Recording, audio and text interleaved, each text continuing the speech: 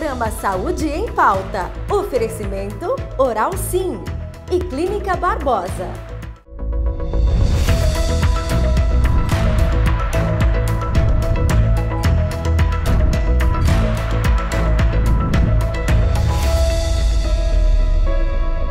Olá, estamos aqui para falar de saúde. E olha, saúde dos pets também. Já parou para pensar nisso? Claro, né, que você tem um filho de 4 patas aí e gosta muito de vê-lo sempre saudável. Seja um cachorro, seja um gato, você já pensou na alimentação natural? Se isso é moda ou se não é moda, se isso é comprovado cientificamente? Você já parou para pensar se você pode utilizar, por exemplo, a alimentação da sua casa, arroz, feijão, por exemplo? Ou não, é um outro tipo de alimentação?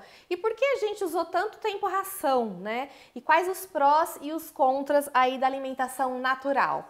Então a gente tem uma convidada especial, né, para falar sobre esse assunto. Ela tem feito vários posts aí na Clínica Veterinária Pet Room, que é o @Clínica Veterinária Pet Room, que é a nossa convidada Maria Laura Binhoto Pereira, ela que é veterinária. Bem-vinda e muito obrigada pela sua participação no Saúde em Pauta, Maria Laura. Oi, Carol. Boa tarde a todos os espectadores que estão nos assistindo.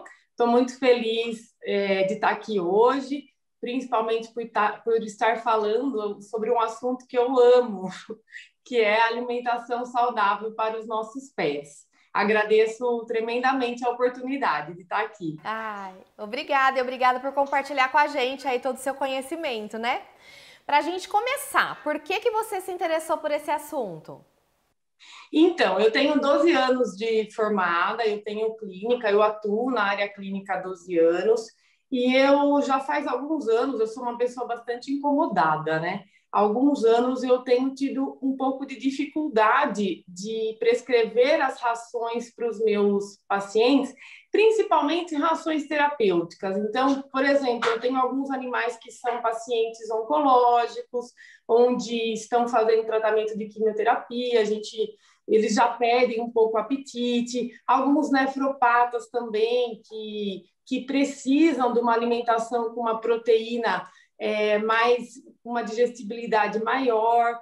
Então, algumas doenças, né, um diabético que precisa de uma dieta com baixo teor de carboidratos, e eu sempre tive uma grande dificuldade de inserir isso para esses pacientes por conta de aceitação. Então, já a doença por si só, ela já acaba diminuindo o apetite, os animais ficam mais seletivos, e se eles não querem comer nem a ração normal, quanto menos a ração terapêutica.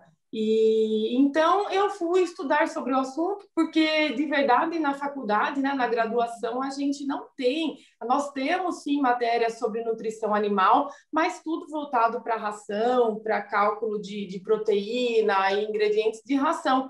E nada na faculdade aborda essa parte de alimentação natural. Então eu fui estudar sobre, primeiramente para ajudar os meus pacientes. E foi aí que eu fui me aprofundando e me apaixonando e me dando conta do quanto melhor seria para eles e para todos os outros, até os cães saudáveis, por que não, né? Então foi isso que me levou a estudar mais sobre esse assunto. E a alimentação natural, assim, vem se falando muito, né? Hoje em dia tá muito em pauta na mídia, né? Desde quando começou a se falar sobre isso, a ter comprovação científica ou não? É só uma moda? É só uma maneira de seguir a alimentação aí dos nossos pets? Na verdade, está muito longe de ser uma moda. Já tem muitos anos, tem cardápios que são elaborados e comprovados cientificamente por médicos veterinários há muitos anos. O que acontece é que os nossos avós, né, os cães dos nossos avós, da época que há muitos anos atrás, o que eles comiam? Eles viviam no quintal e viviam de restos de comida. Restos de comida do ser humano mesmo, né? Então, aquele famoso polenta com bofe, fazia-se aquele monte de comida de resto de geladeira. Então, foi aí que começou a entrar em ascensão as rações, que na verdade são dietas equilibradas, né? Balanceadas para as necessidades aí específicas de cães, gatos, filhotes, sêniors, e tinha toda essa praticidade de você só pegar, tirar da prateleira, abrir o pacote e oferecer. Então, foi aí que a ração foi começando a entrar em ascensão, porque realmente a dieta que os nossos avós ofereciam para os cães realmente não era a melhor também. Ela era desbalanceada. Então, foi aí que a ração entrou em pauta, né? Ela começou a ter uma ascensão e até pelos meus colegas de classe foi muito divulgado que era o melhor. Até então, era o melhor para o seu animal, era balanceado, não dê nada diferente que não seja a ração, não dar alimentos de consumo humano. Então, a sociedade hoje ela vem dessa cultura, né, de que a ração é o melhor, ela vai preencher todos os requerimentos aí nutricionais. Só que o que acontece? A gente tem muita coisa por trás da indústria de ração que a gente não sabe. Uma delas é que é um alimento extremamente processado, ele é um alimento ultraprocessado. Então, se eu parar por aqui, só de eu falar que ele é um alimento ultraprocessado, é o melhor? É bom para a gente? Faz bem para a nossa saúde a gente só se alimentar de alimentos ultraprocessados? A gente sabe que não. E por que seria diferente com os nossos pets? Então, o preço, eu penso assim, que o preço a pagar por essa praticidade, por esse balanceamento prático, é a epidemia de doenças crônicas que a gente tem visto atualmente. Aqui na clínica, a gente tem atendido um grande número de animais com câncer, muito mesmo. Eu atendo praticamente todo dia animais com câncer, com doenças crônicas, nefropatia, diabetes, né? Para você ter uma ideia, nos últimos 5 anos, no Reino Unido, houve um aumento de 900% do número de cães com diabetes. Nos Estados Unidos, um aumento também de 60% no número de cães obesos. Então, assim, 1 em cada 2 cães tem câncer. O que será que mudou? Os cachorros dos nossos avós, apesar de terem uma dieta não muito balanceada, mas eles morriam de velhinhos. E hoje a gente tem atendido animais com 5 anos com câncer. Alguém já parou para pensar no que pode estar acontecendo? Né? Se o fator dieta não é algo realmente relevante, porque o animal ele se alimenta de um alimento extremamente ultraprocessado, né? Então, assim, eu acho que isso nos faz refletir, né, entre os prós e contras. A ração, ela existe também, né?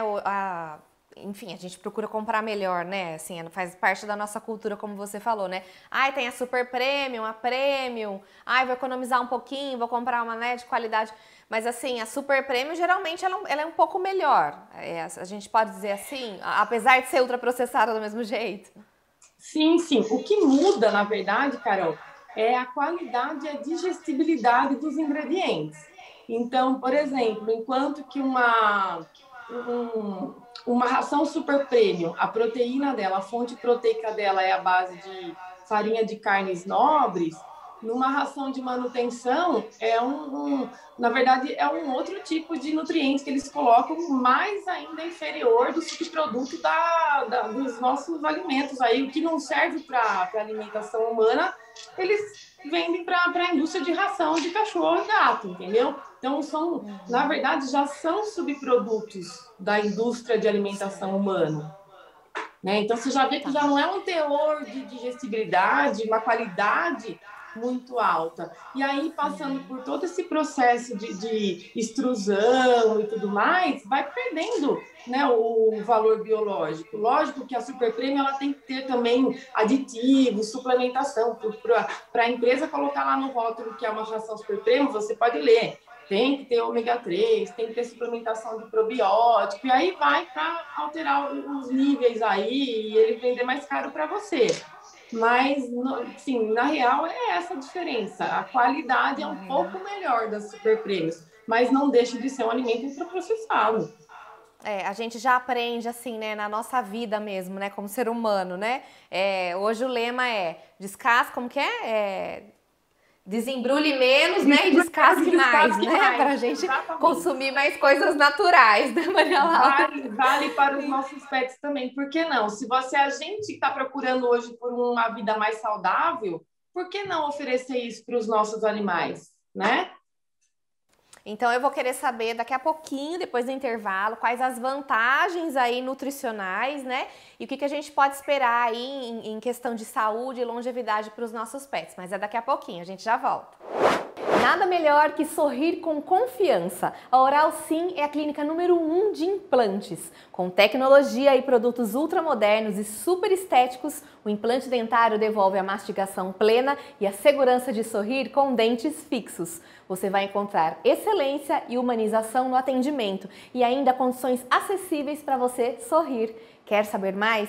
Ligue para 3408-3090, 3408-3090 ou 98929-1090. Carinho e respeito com seu sorriso? Oral Sim.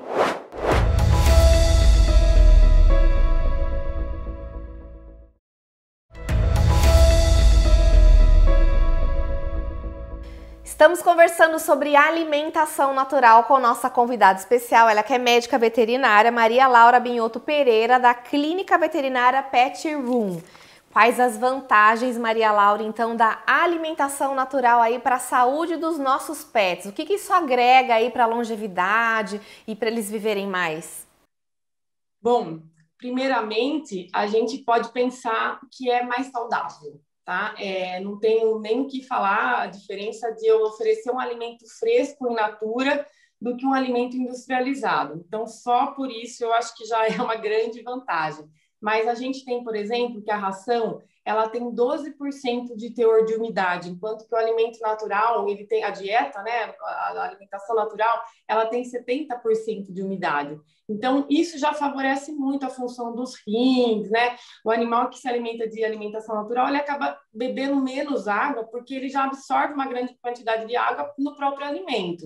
Sem contar na palatabilidade, na digestibilidade dos alimentos, o que influencia radicalmente no score fecal, né? Então, o animal que, diferentemente do que uma grande maioria das pessoas pensa, o animal que se alimenta de alimentação natural, ele tem fezes reduzidas, com menos odor, porque o quanto você oferece, eles absorvem muito mais.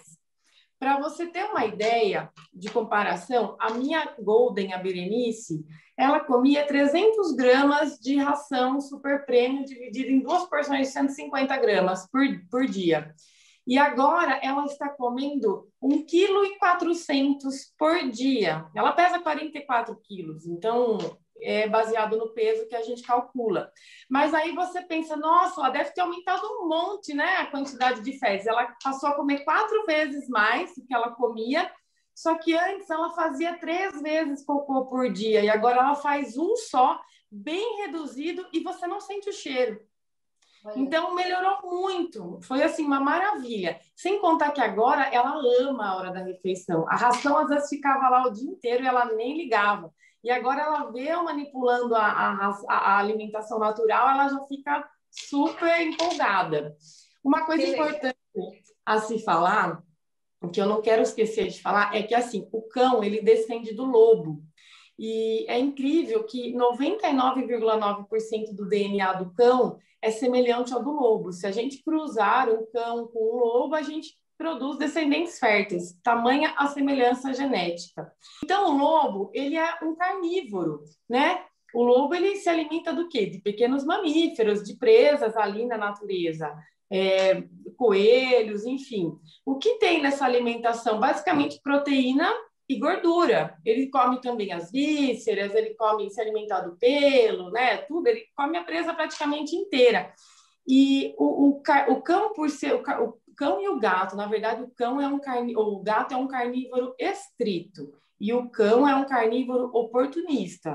É um pouco diferente da dieta de um e de outro. Mas diferentemente, né, do que a gente pensa, não precisaria colocar tanto carboidrato na ração. Então, a indústria de ração, ela, vamos dizer assim, vou usar um termo bem pejorativo, mas eles enchem linguiça com grãos de carboidratos para baratear custo. Então, eles colocam lá uma quantidade de proteína mínima que as entidades que dão as diretrizes nutricionais aí, internacionais exigem, e pronto, colocou lá 30% de proteína. Agora o resto a gente vai colocar grãos que são, na maioria das vezes, transgênicos, milho, soja, né, trigo, Tudo isso para dar volume e, inclusive, para conseguir fazer o estruzado virar um croquetinho seco e poder durar um ano na prateleira. Então, esse excesso de carboidratos que, teoricamente, não é necessário, é que é prejudicial, que está fazendo aumentar o índice de obesidade, de diabetes, porque na natureza o lobo não come tanto carboidrato, ele pode até comer, de repente, uma frutinha que caiu ali do pé, um grão, gramíneas, mas ele não come essa quantidade absurda de grãos e carboidratos que eles colocam na ração. Então, basicamente, provavelmente é isso que tem afetado a saúde dos cães aí, sem contar nos resíduos aditivos, conservantes, palatabilizantes e afins que eles colocam, que se você ler o rótulo, você não reconhece, né? O que são aqueles ingredientes. Maria Laura, alimentação natural, né, que a gente serve aí para os pets, é a mesma que a gente come ou não? É diferente? Então, na verdade, a gente tem que fazer essa alimentação natural com muita responsabilidade.